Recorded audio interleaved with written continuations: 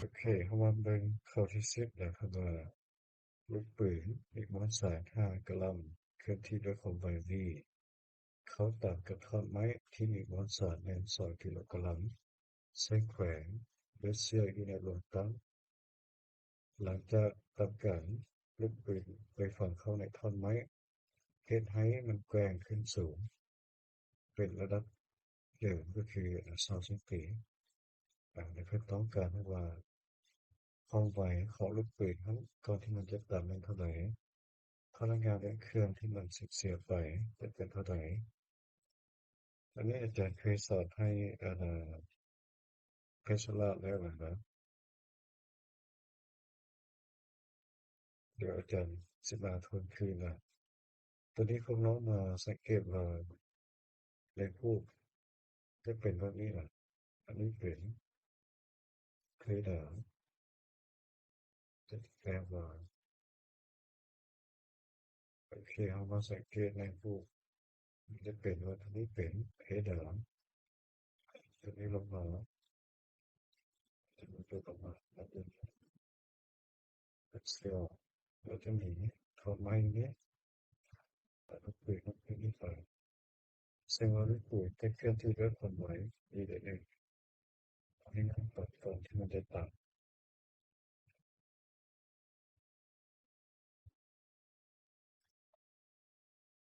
ที่ว่าลูกปืนนะเคลื่อนที่ด้วยความไวเด่นอันนี้มันก่อนต่าง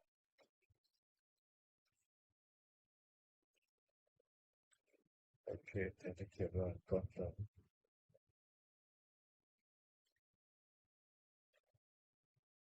หลังจากที่มันตัดแล้วแมนมันจะฝังเข้าไปในของตัวแทงออกไม้เนี่ยโอเคจะแต้มที่เรามีหมายความว่าทั้งทิศมันเป็นตรงนี้ต้นฝังเข้าไปเลยฝังเข้าไปเพราะท่านไปแล้วหน้าเด็กมันจะที่ขึ้นต่อที่เราคือการมันจะเข้าไปข้างในจะไม่จะเป็นแบบแล้วมันจะสูงแต่ระดับเหนือก็คือแค่ตัวนี้มันสูงไป30 ปีก็คือ30 ปีใส่อันนี้จะหมายถึงที่ปีอันนี้หมายถึงที่ปีอันนี้มันตอนหลังที่มันต่างกันแต่ทู่ทั้งสองอันนี้จะเคลื่อนที่ด้วยความไวมีขีดจะหมายในวิคีเดี๋ยวนึงโอเคหลังจากนั้นพวกน้องมาศึกษาเขาจะต้องศึกษาหลังตามกับก่อนตามนะอันนี้อาจารย์อาจจะหลักการว่าปริมาณน้ำเขื่อนก่อนต่ำจะเท่ากับปริมาณน้ำเขื่อนหลังต่ำฉะนั้นเราเป็นก่อนต่ำอย่างนี้ก่อนต่ำแมนวัตถุตัวแทงท่อนไม้ตัวนี้บ่มีหรือเปล่ากดไว้ตัวนี้มันจะมีความได้เป็น v เดี๋ยวนี้อาจารย์จะหมายว่าตัวนี้เป็น x น้อยอันนี้เป็น x ง่ายอันนี้เป็น vm ง่ายหรือแสดงว่าเขาจะมีแต่ m น้อยคูณเท่ากับ v อาจารย์จะได้ว่า m น้อยคูณเท่ากับ v ถ้าเราจะเอาตัวใน x ง่ายนั้นก็ x ง่ายคูณ vm ง่ายนะซึ่ง vm ง่ายพวกน้องรู้แล้วว่ามันเท่าศูนย์คูณให้กับตัว m ที่เกิดเท่าศูนย์ที่เกิดต่อไปเขาศึกษาตอนหลังนั้นทั้งสองมันจะฝังเข้าไปหรือว่ามันเคลื่อนที่ไปพร้อมกันเพราะว่าลูกปืนมันจะฝังเข้าไปในท่อนไม้อยู่แล้วมันจะเคลื่อนที่ไปพร้อมกันสำหรับตัวนี้เขาจะได้ว่าคือว่าทั้งสองเป็นวัตถุอันเดียวกันนะและพวกเราจะเอา m น้อยบวก m ง่ายแล้วคูณด้วย v ขีดเพราะว่าอาจารย์หมายความไว้ของวัตถุทั้งสองของเราเป็น v ขีดโอเคฉะนั้นอาจารย์จะได้ตัวนี้กลายเป็นว่า m น้อย v นี่เป็น m น้อย m ง่าย v ขีดหลังจากนี้อาจารย์ต้องการ v อาจารย์ขอมาเขาจะได้ว่า m น้อย m ง่ายบวกกัน คูณให้กับ v ขีดและมาหารให้กับ m เป็นแบบนี้นะแต่ตอนนี้เขายังขาดตัว v ขีดนะอาจารย์ป้าเป็นสมผลก่อนจะป้าเป็นสมผลไม่ได้นี้หลังจากนั้นพวกน้องไปโอเคอาจารย์เอาตัวนี้ลงก่อนโอเคหลังจากนั้นแมนพวกน้องมาศึกษาพลังงานเขาศึกษาพลังงานจุด A เท่า B เพราะว่าเขาจะใช้หลักการกฎเกณฑ์รักษาพลังงานเขามาสังเกตที่จุด A ที่จุด A มีพลังงานอย่างมีพลังงานเดินเครื่องเหมือนกันฉะนั้นเขาจะได้เป็น1/2 mv กำลังสองแต่ความสูงอยู่จุด A บวกมีฉะนั้นอันนี้เราจะตัดออกความสูงแล้วอาจารย์จะได้เป็น1/2ส่วนตัว m แมนเขาจะถือว่าวัตถุทั้งสองหรือว่าลูกปืนกับแท่งไม้แมนไปกันแสดงเอา m บวกให้กับ n ใหญ่และคูณให้กับ v ขีดขึ้นกับ2จะเบิดแล้วนะสำหรับจุด A จุด B พวกน้องมาสังเกตก็มีแต่ความสูงเป็น mgh แต่ตัวความไวที่จุด B จะเท่ากับ0เพราะว่าเขาต้องการให้ว่ามันไปได้สูงสุดแสดงว่าต้องการให้มันไปสูงสุดแสดงว่าความไวที่จุด B จะเท่ากับ0ฉะนั้นความไวจุด B พวกน้องจะได้เท่า0เขาจะเหลือแต่โน้ต3กับระดับความสูงจะได้ m น้อยบวก m ใหญ่คูณ t และคูณ h ขีดตัว h นะเพราะว่าข้างในเป็น h หลังจากนั้นพวกน้องจะเอาตัวนี้เอา m น้อยกับ m ใหญ่สองตัวบวกกันทับกันแล้วมันจะได้เป็น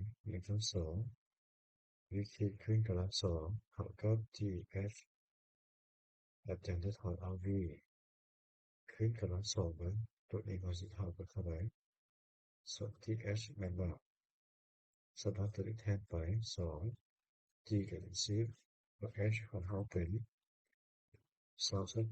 4แสดงว่าแทนเป็นเท่าไหร่2ส่วน4จะได้เท่าไหร่ถึงได้จะได้เป็น0.2เหมือนกันสำหรับพวกน้องมาถอดเอา v ขีดตัวนี้อาจารย์จะได้ตัวนี้กลายเป็น2นี่เป็น4เหมือนกันแสดงได้ v ขีดเท่ากับ5ขั้น2ของ4สำหรับเราจะได้ v ขีดเท่ากับ2แบบต่อวินาทีจากนี้พวกน้องมาแทนใส่สมผลหมายดาวอาจารย์จะเขียนว่าเขาแทน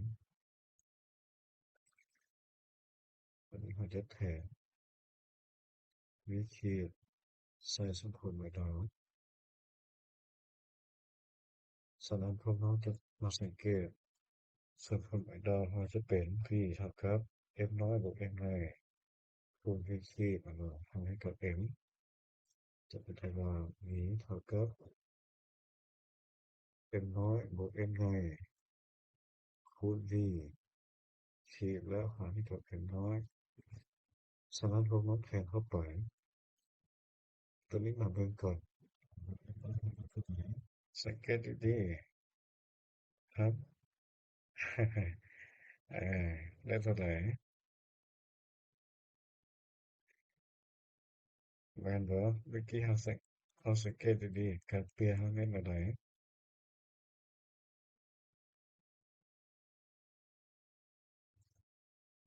5คูณ10กำลังลบ3หรือว่าแสดงว่าเราได้เป็น5คูณ10กำลังลบ3ใช่ไหมแล้วบวกให้กับ m ได้ตัวนี้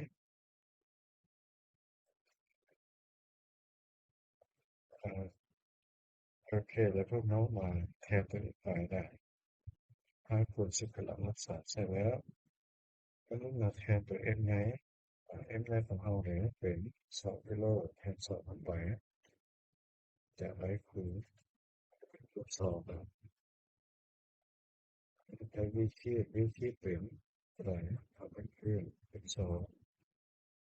อันนี้ m เป็น5คูณ10กำลังลบ3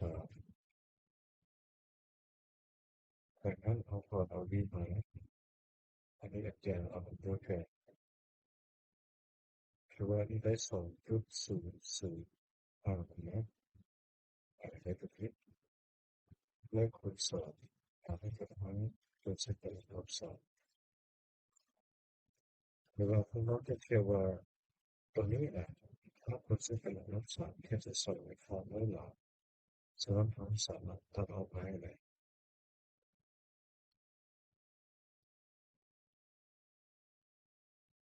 อันไหนเพราะว่าเขาได้5กำลังนั่นแหละเขาเปลี่ยนหน่อยจะได้เป็น5คูณ10กำลังลบ3ที่เรากำลังอันนี้นับก่อนนะเราสามารถเขียนเป็น0.005ก็ได้นะครับ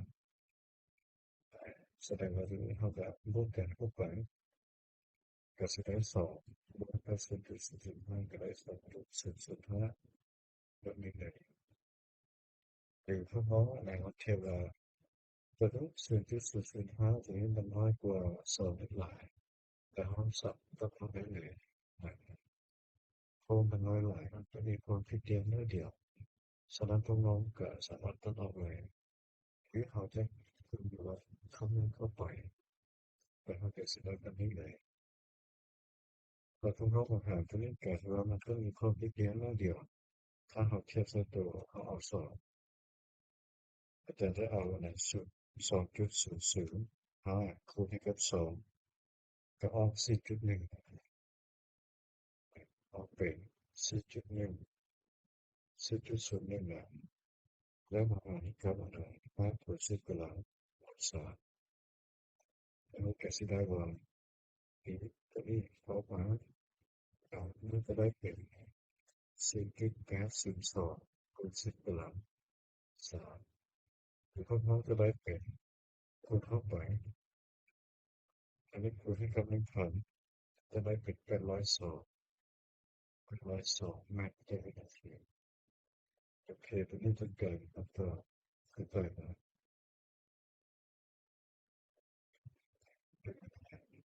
เข้าใจก่อนกินได้สลา